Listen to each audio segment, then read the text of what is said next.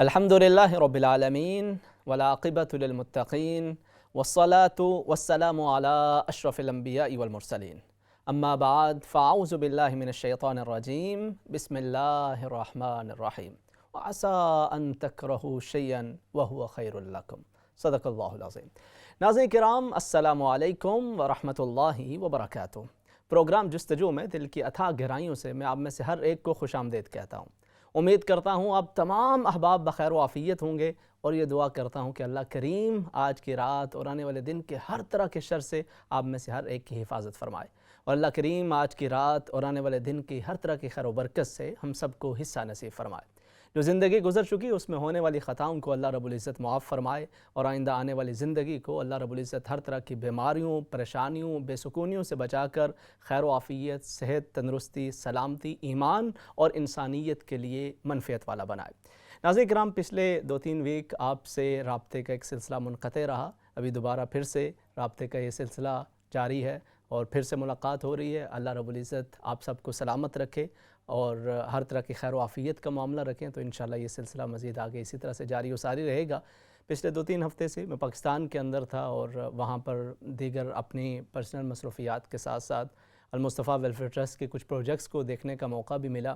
اسی میں سے مجھے ایک بزرگ خاتون وہاں ملی، ان کی حالت دیکھ کر اور ان کی ایمانی ایک جو اللہ رب العزت سے محبت ہے اس کو دیکھ کر ایک رشک بھی آیا، اور اسی کی مناسبت سے انشاءاللہ کچھ چیزیں میں آپ کے سامنے رکھوں گا کہ جن کے اندر ہمارے لیے بھی کچھ اسباق موجود ہیں۔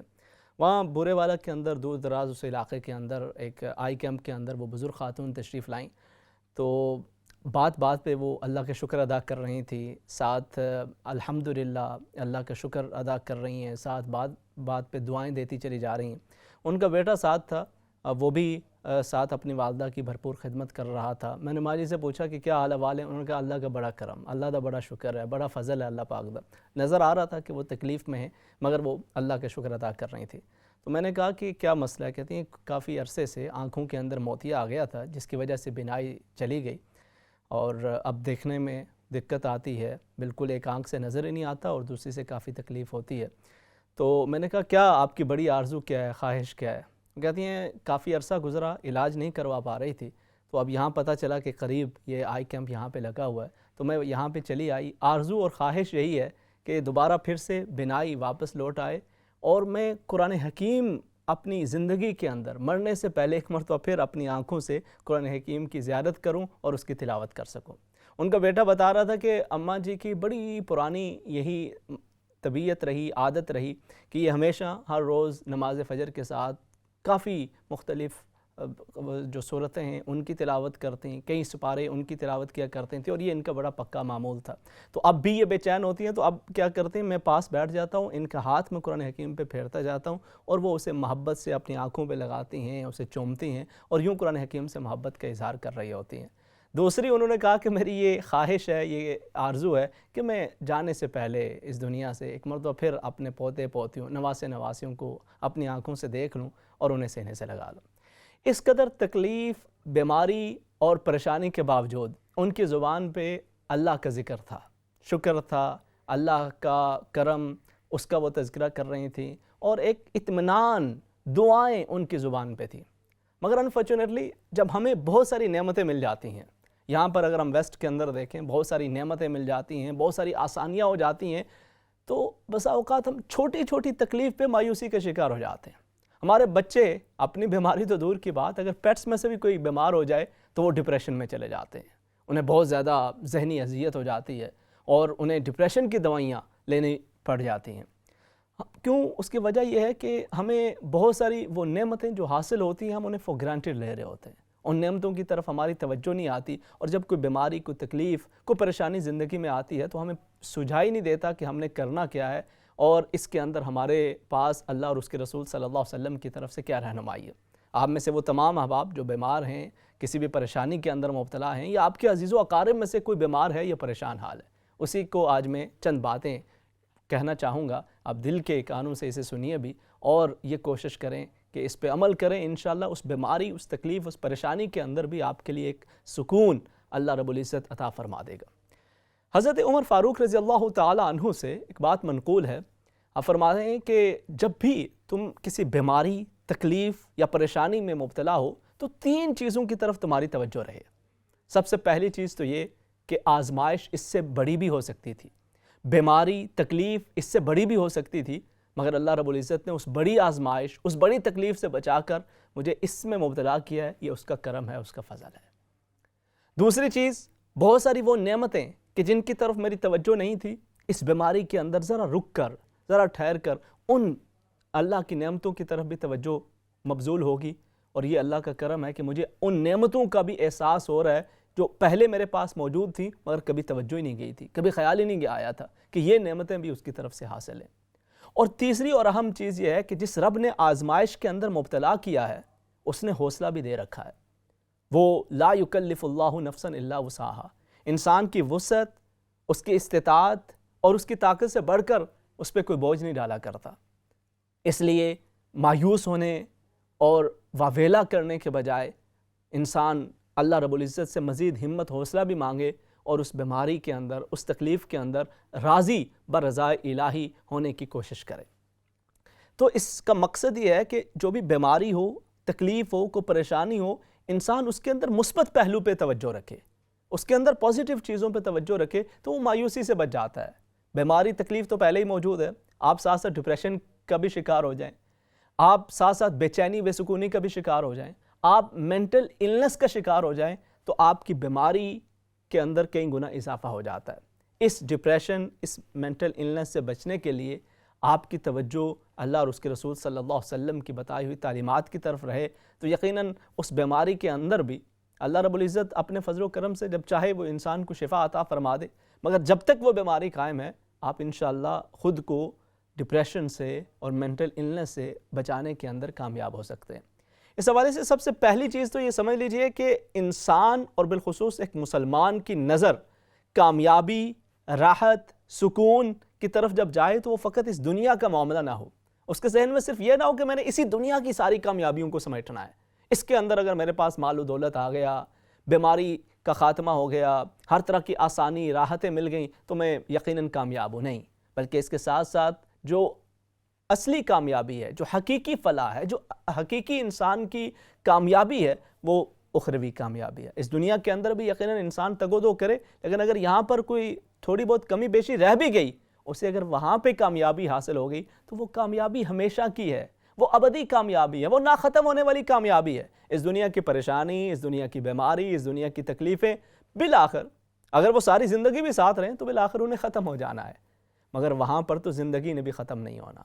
وہ تو ہمیشہ انسان کے ساتھ معاملہ ہونا ہے۔ اگر انسان کو وہاں پہ راحت حاصل ہو گئی تو وہ ابدی ہے، اور اگر خدا نخواستہ وہ عذاب کے اندر مبتلا ہو گیا، بے سکونی اور رب تعالیٰ کی مختلف عذابوں کے اندر مبتلا ہو گیا تو پھر وہ بھی ابدی ہو جائیں گے۔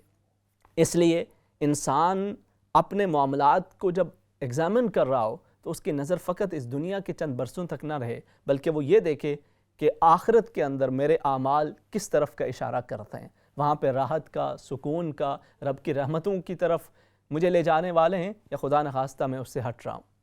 اور اسی وجہ سے اللہ رب العزت نے قرآن حکیم کے اندر ایک بڑی خوبصورت آیت مبارکہ ہے، اس کو آپ ذہن کے اندر اس ٹکڑے کو بٹھا لیجئے، انشاءاللہ بہت ساری پریشانیوں کے اندر آپ کے لیے ایک سکون کا ذریعہ بنے گی۔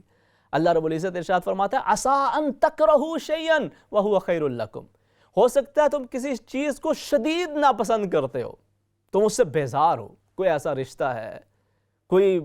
ایسا بزنس کے اندر معاملہ ہے، کوئی جاب کے اوپر کوئی ایسا ایشو ہے، کوئی فیملی کے اندر ایسے ریلیشنز ہیں کہ جو آپ کے لیے اذیت کا باعث بنے ہوئے ہیں، کوئی بھی چیز، کوئی بیماری ہے، کوئی تکلیف ہے، کوئی بھی ایسی چیز کہ جو آپ شدید ناپسند کر رہے ہو سکتا ہے ہوا خیر لکم، اسی کے اندر رب تعالیٰ نے تمہارے لیے بھلائی رکھی ہو، اسی کے اندر رب تعالیٰ نے تمہارے لیے خیر کا معاملہ رکھا ہو۔ تو انسان جب یہ سوچتا ہے کہ میرا رب وہ ہے کہ جو مجھ سے بڑھ کر مجھ سے محبت کرنے والا ہے، جو مجھ سے بڑھ کر میری خیر فرمانے والا ہے اور میری بھلائی چاہنے والا ہے، تو پھر انسان اس بیماری، اس پریشانی، اس تکلیف اور اس بے سکونی بظاہر کے اندر بھی ایک سکون حاصل کر لیا کرتا ہے کہ ہو سکتا ہے اس کے اندر خیر ہے اور یقیناً خیر ہوگی، مجھے اس کی سمجھ نہیں آ رہی، لیکن میرا رب یقیناً اس خیر کو میرے لیے ظاہر فرما دے گا، یا میرے لیے اس شر کے اندر بھی کوئی نہ کوئی بھلائی کا راستہ نکال دے گا۔ جب یہ سوچ انسان کی ہو جائے تو پھر اس کے لیے زندگی کی مشکلات کے اندر، پریشانیوں کے اندر، مختلف آزمائشوں کے اندر، رشتوں کے اندر دراڑ آ جائے، کسی نے دھوکہ دے دیا ہو، کوئی بیماری کوئی تکلیف آ جائے تو اس کے اندر بھی انسان پھر ثابت قدم رہ جاتا ہے۔ نبی کریم صلی اللہ علیہ وسلم میں خاتون کے ہاں تشریف لے گئے، ام صائب، کافی زیادہ بیمار تھیں اور شدید قسم کی بیماری کے اندر مبتلا تھیں۔ حضور ان کی تیمارداری کے لیے تشریف لے گئے، آپ نے جا کے حال احوال دریافت فرمایا تو انہوں نے عرض کیا کہ یا رسول اللہ صلی اللہ علیہ وسلم، اللہ کی لعنت ہو اس بخار پہ، مجھے شدید قسم کا بخار ہے۔ نبی کریم صلی اللہ علیہ وسلم نے ارشاد فرمایا لا تسب الحما، لا تسب الحما، بخار کو گالی مت دو، برا بھلا مت کہو۔ کیا بندہ مومن اس بخار کے اندر جب مبتلا ہوتا ہے تو رب تعالیٰ اسے گناہوں سے اس طرح پاک صاف کر دیتا ہے جیسے سونا گرم آگ کی بھٹی کے اندر صاف ستھرا ہو کے نکلا کرتا ہے۔ لیکن یہ اسی صورت میں ہے کہ جب انسان اس بیماری کے اندر، اس رب تعالیٰ کی طرف سے آنے والی آزمائش کے اندر ثابت قدم رہے، برداشت کرے، تحمل سے کام لے، واویلا نہ کرے، نہ شکری نہ کرے، گلے نہ کرے، بلکہ شفا مانگے، رب سے ضرور شفا مانگے، شفا کی کوشش بھی کرے، لیکن اس کے ساتھ ساتھ اپنے رب کی رضا پہ راضی رہے۔ آپ اندازہ کریں کہ جب ایک بخار کی حوالے سے یہ فرمان ہے تو اگر خدا نخواستہ کسی کو اس سے زیادہ تکلیف ہے، کوئی دل کی پریشانی ہے، کوئی کینسر ہے خدا نخواستہ، کوئی جسم کا کوئی عضو کٹنے کے لیے ڈاکٹروں نے کہہ دیا ہے، کوئی اس سے بڑی تکلیف کے اندر انسان مبتلا ہو چکا ہے، کوئی بینائی کا معاملہ ہے، خدا نخواستہ اس سے بڑھ کر کوئی تکلیف ہے، تو اس کے اندر بھی وہ اس چیز کی طرف متوجہ رہے کہ اللہ رب العزت اس کی بدولت مجھے اس دنیا کے اندر بھی کوئی بہتر خیر عطا فرمائے گا، اور آخرت کا اس کا اجر، اس کا وعدہ وہ تو بہت بڑھ کے ہے۔ ایسے نبی کریم صلی اللہ علیہ وسلم ایک اور شخص کے پاس تشریف لے گئے جسے شدید بخار تھا اور وہ شدید تکلیف کے اندر تھا، تو نبی کریم صلی اللہ علیہ وسلم نے اسے ارشاد فرمایا کہ میرے پاس تمہارے لیے خوشخبری ہے۔ اب وہ شخص پریشانی میں ہے، بیماری کے اندر ہے، تکلیف میں ہے۔ انسان بیماری تکلیف کی شدت کے اندر پہلے ہی بڑا بے چین ہوتا ہے، لیکن نبی کریم صلی اللہ علیہ وسلم اس کے پاس تشریف لے جا کے فرما رہے میرے پاس تمہارے لیے خوشخبری ہے، اور یہ ان تمام بیماروں کے لیے ہے جو اس وقت مجھے سن رہے ہیں، ان تمام تکلیف کے اندر مبتلا لوگوں کے لیے ہے کہ جو اس وقت اسے سن رہے ہیں۔ نبی کریم صلی اللہ علیہ وسلم نے ارشاد فرمایا کہ میرے پاس تمہارے لیے خوشخبری ہے، بخار، یہ تکلیف، یہ جہنم کے عذابوں میں سے ایک عذاب ہے، جس کو اللہ رب العزت اس دنیا کے اندر اس میں مبتلا کر دے نا، اللہ رب العزت اسے آخرت کے عذاب سے محفوظ فرما لیا کرتا ہے۔ جو بندہ مومن صدقے دل سے اپنے رب کی طرف رجوع کرتا ہے، بیماری، تکلیف، پریشانی کے اندر بھی، تو رب تعالیٰ اس کو اس طرح سے انعامات سے نوازا کرتا ہے۔ ان بیماریوں، ان تکلیفوں، ان پریشانیوں کے اندر بھی حکمتیں ہوا کرتے ہیں۔ انسان کی نظر انہیں پہ رہے تو انسان کے لیے ان بیماریوں سے گزرنا، ان پریشانیوں سے گزرنا قدرے آسان ہو جایا کرتا ہے، ورنہ انسان قدم قدم پہ پریشان ہو کے، مایوس ہو کے اپنی دنیا اور آخرت دونوں کو تباہ کر بیٹھتا ہے۔ نبی کریم صلی اللہ علیہ وسلم کے ایک جلیل القدر صحابی حضرت سیدنا سلیمان فارسی رضی اللہ تعالی عنہ ایک شخص کے ہاں تشریف لے گئے، وہ شدید بیماری کے اندر مبتلا تھا، شدید تکلیف میں مبتلا تھا، تو آپ اس کے پاس بیٹھے، آپ نے فرمایا ابشر، تمہیں خوشخبری ہو کہ انسان کو جب بھی اللہ رب العزت بیماری کے اندر مبتلا کرتا ہے تو اس بندہ مومن کے ساتھ دو معاملے فرماتا ہے۔ ایک تو یہ ہے کہ اس کے گناہوں کو معاف فرماتا چلا جاتا ہے، اور دوسری چیز اس آزمائش کا مقصد یہ ہوتا ہے کہ انسان کو رب تعالیٰ اس آزمائش میں ڈال کر مزید اپنے قریب کر لینا چاہتا ہے۔ جب انسان کو ساری نعمتیں حاصل ہو رہی ہوں، اولاد فرمانبردار ہو، صحت ہو، تندرستی ہو، مال و دولت آ رہا ہو، عزت کے اندر، دولت کے اندر، شہرت کے اندر اضافہ ہوتا چلا جا رہا ہو، تو بس اوقات انسان غافل ہو جاتا ہے، اسے لگتا ہے کہ اس نے سب کچھ حاصل کر لیا ہے، وہ بہت زیادہ طاقتور ہے، بہت زیادہ ذہین ہے، بہت باکمال ہے، وہ جو چاہے وہ کر سکتا ہے، وہ جو آرزو کرے وہ حاصل کر لیتا ہے، وہ بہت ہی باکمال شخصیت ہے، اور وہ رب تعالیٰ کی طرف متوجہ ہونے سے غافل ہو جاتا ہے۔ تو بس اوقات رب تعالیٰ اسے کسی بیماری کے اندر، کسی تکلیف کے اندر، کسی آزمائش کے اندر مبتلا کر کے اسے اپنی طرف واپس لوٹانا چاہتا ہے، یا پھر جو پہلے ہی رب کے قریب ہوتا ہے، اس کے راستوں پہ چلنے والا ہوتا ہے، اس کو اس آزمائش میں ڈال کر وہ مزید اپنے قریب کر لینا چاہتا ہے، وہ مزید اسے اپنا قرب عطا کرنا چاہتا ہے۔ جیسے ایک اگلی حدیث مبارکہ کے اندر نبی کریم صلی اللہ علیہ وسلم نے اس کا بھی ذکر فرمایا۔ نبی کریم صلی اللہ علیہ وسلم نے ارشاد فرمایا کہ بسا اوقات اللہ رب العزت اپنے بندے کو یا اپنی بندی کو جنت کے اندر بہت اعلیٰ مقام عطا فرمانا چاہتا ہے، لیکن لم یبلغہ بعملہ، اس کے اعمال اس قابل نہیں ہوتے کہ وہ اس مقام کا حقدار ٹھہرے۔ جس بلند و بالا مقام سے اللہ رب العزت اسے نوازنا چاہتا ہے، اس کے اعمال اس قابل نہیں ہیں۔ نماز ہے، روزہ ہے، حج، زکوٰۃ، صدقات سبھی کچھ ہیں، مگر وہ اس لیول کے نہیں ہیں، ان کے اندر وہ خلوص نہیں ہے، یا اس کے اندر وہ خوبصورتی نہیں ہے، یا اس کے اندر وہ اخلاص نہیں ہے، یا جتنا اس کا معیار ہونا چاہیے وہ معیار نہیں ہے کہ وہ اعلیٰ ترین مقام اسے حاصل ہو جائے، تو پھر بندے کو اللہ رب العزت کسی آزمائش میں مبتلا کر دیتا ہے، اسے کسی بیماری، کسی تکلیف کے اندر مبتلا کر دیتا ہے۔ تو اس آزمائش، اس بیماری، اس تکلیف میں وہ بندہ مومن، وہ اللہ کی بندی جب صبر و تحمل سے کام لیتی ہے، تو اسی آزمائش، اس تکلیف کی وجہ سے اللہ رب العزت اس کے درجات کو اتنا بلند کر دیتا ہے کہ یہ اس جنت کے اعلیٰ مقام کا حقدار بن جایا کرتا ہے۔ یوں رب تعالیٰ اپنے بندے سے کرم اور فضل کا معاملہ فرمایا کرتا ہے۔ اسی طرح سے بیماری کی، تکلیف کی حکمتوں سے ایک حکمت یہ بھی ہوا کرتی ہے کہ انسان قرآن حکیم کے اندر صبر کی فضیلتیں پڑھتا ہے، نبی کریم صلی اللہ علیہ وسلم نے بھی اس کی فضیلتوں کو بیان فرمایا ہے، لیکن جب آپ ان چیزوں کو پڑھتے ہیں، بیان کرتے ہیں، سمجھتے ہیں، تو آپ خود تو صابر نہیں بنتے نا۔ آپ ان کی فضیلت پڑھتے ہیں، آپ اس پہ رشک بھی کرتے ہیں کہ اتنا بڑا مقام ہے فلاں صبر کرنے والے کا، تو صرف پڑھنے سے، بیان کرنے سے، اس سے گزرنے سے، اس کا مطالعہ کرنے سے آپ ان صابرین میں شمار نہیں ہو پاتے۔ تو اللہ رب العزت پھر انسان کو اس بیماری، اس تکلیف کے اندر مبتلا کرتا ہے، تو اب جو بندہ مومن، اب جو اللہ کی بندی اس آزمائش کے اندر ثابت قدم رہتے ہوئے رب تعالیٰ کی رضا پہ راضی رہے اور صبر و تحمل سے کام لیتا رہے، تو اللہ رب العزت اسے اپنے ان صابرین میں شمال کر لیتا ہے کہ جن کا اجر، جن کا انعام، جن کا فضل یہ ہے کہ فرمایا انما یوفی الصابرون اجرہم بغیر حساب۔ اللہ رب العزت اپنے صبر کرنے والے بندے بندیوں کو بغیر حساب کے اجر عطا فرمایا کرتا ہے۔ اور پھر ایک اور جگہ پہ ارشاد فرمایا سلام علیکم بما صبرتم فنعم عقبی الدار، کہ جب یہ اللہ کے بندے، یہ بندیاں جب جنت کے اندر داخل ہو رہے ہوں گے تو اس صبر کی وجہ سے ان کو رب کی طرف سے، ان کے فرشتوں کی طرف سے سلامتی کا پیغام مل رہا ہوگا، انہیں کہا جائے گا سلام علیکم۔ وہ جہاں جہاں سے گزریں گے، کہیں پر رب تعالیٰ کی طرف سے سلامتی ہے، کہیں پر فرشتے سلامتی کر رہے ہیں، سلام علیکم، سلام علیکم، سلام علیکم بما صبرتم۔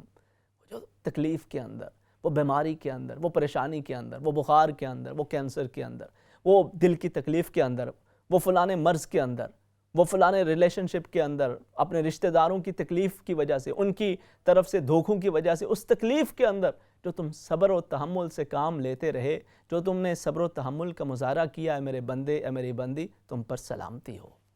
کتنا ہی اچھا ٹھکانہ ہے یہاں پہ رہنے کے لیے۔ اور پھر سب سے بڑھ کر فرمایا واللہ یحب الصابرین، اللہ رب العزت صبر کرنے والوں سے محبت فرمایا کرتا ہے۔ جب یہ چیزیں انسان کو سمجھ آ جاتی ہیں نا، دیکھیں تکلیف، بیماری جو چیز چلی گئی، اللہ رب العزت ہمیں ان آزمائشوں سے بچا کے رکھے، لیکن جو چلی گئی، جو تکلیف آ گئی، اب اس کے اندر اگر انسان واویلا کرے، گلا شکوہ کرے، تو وہ واپس تو نہیں لوٹ کے آنے والی۔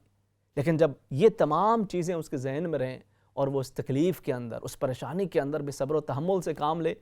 تو کتنا بڑا اس کا اجر، کتنا بڑا انعام ہے۔ یہی وجہ ہے کہ نبی کریم صلی اللہ علیہ وسلم کے صحابہ کرام بیماریوں، پریشانیوں، تکلیفوں کے اندر بھی ثابت قدم رہا کرتے تھے۔ حضرت عروہ بن زبیر رضی اللہ تعالیٰ عنہ بڑے جلیل القدر صحابی ہیں۔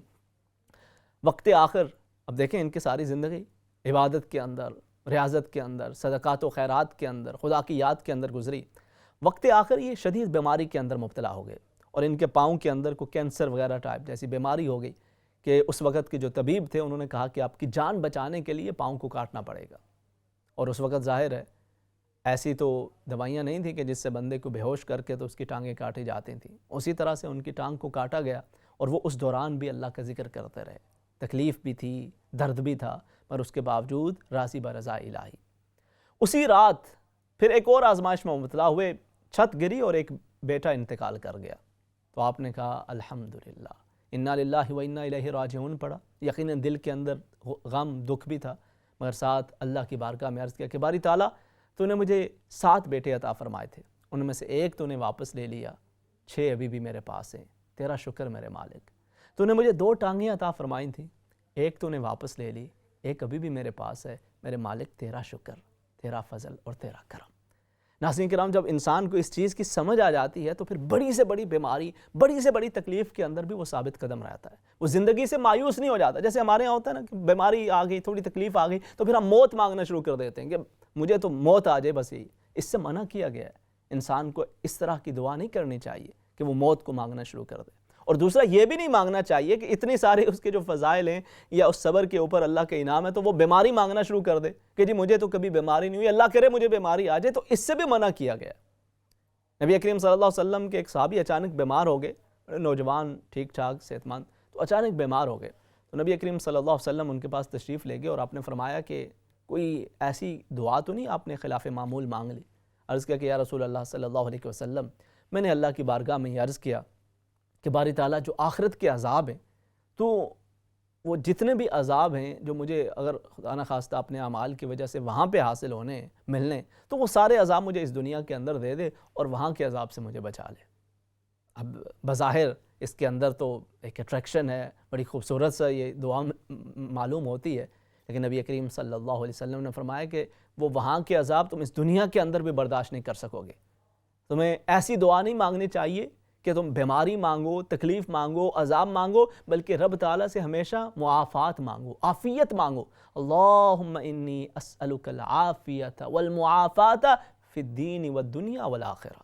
اے الہ العالمین، ہر طرح کی عافیت عطا فرما، دینی معاملات میں، دنیاوی معاملات میں، دنیا میں، آخرت میں، تو اپنی عافیت کا معاملہ فرما۔ انسان رب تعالیٰ سے عافیت مانگتا رہے، اور پھر اس کے ساتھ ساتھ اگر وہ بیماری کے اندر ہے، تکلیف کے اندر، ہمارے یہاں پھر بسا اوقات یہ ہوتا ہے، خاص طور پہ ہمارے بزرگ حضرات، پھر اگر وہ کسی بیماری تکلیف کے اندر مبتلا ہو جائیں تو وہ علاج کرانے کے اندر پھر سم ٹائم ہچکچاہٹ محسوس کرنے لگتے ہیں کہ اگر ہم نے یہ علاج کروا لیا تو اس سے ہو سکتا ہے ہم نماز نہیں پڑھ سکیں گے، کچھ عرصے کے لیے نماز کی ادائیگی کے اندر رکاوٹ آ جائے گی، اس طرح سے سجدہ نہیں کر سکیں گے، اشاروں سے پڑھنی پڑے گی، یا قرآن حکیم کی تلاوت کے اندر مسئلہ بن جائے گا، تو وہ کوئی آپریشن کچھ دنوں کے لیے اگر کرانا پڑے تو وہ اس سے اجتناب کرنے کی کوشش کرتے ہیں۔ انسان کو اللہ رب العزت نے اس چیز کا مکلف نہیں کیا کہ جس کی وہ استطاعت نہ رکھتا ہو۔ اگر کسی بیماری کے اندر، کسی تکلیف کے اندر علاج اویلیبل ہے اور اس کا آپشن موجود ہے تو آپ کو ضرور خیر کی امید رکھتے ہوئے،